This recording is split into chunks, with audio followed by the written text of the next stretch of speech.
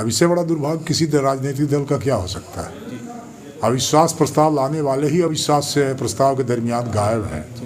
इससे बड़ी बात कुछ हो सकती। गोविंद सिंह का विश्वास प्रस्ताव था और वो स्वयं नहीं थे। और हालत ये दिखाई पड़ रही थी कि जैसे इस बार हमने एक नई चीज़ कर दी थी।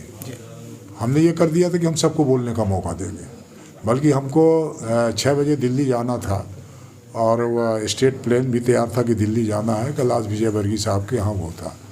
जब इन लोगों ने ये कहा कि नहीं हमको बोलने का अवसर दिया जाए, तो हमने कहा हम सारी यात्रा निरस्त करते हैं, आज रात भर बुलवाएंगे आपको। तो इसीलिए आपने देखा होगा कि शायद विधानसभा 5वीं बार या 6वीं बार 15 घंटा से ऊपर चली है लगातार।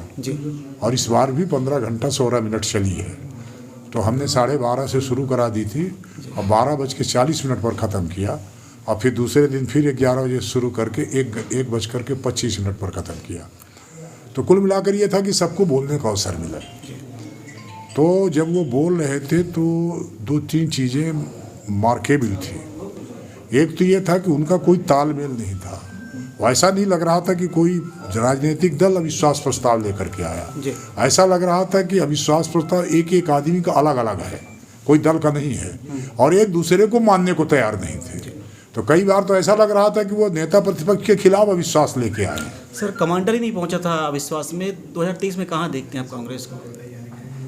कांग्रेस का आज का उनका बड़ा बयान आया है लक्ष्मण सिंह जी का।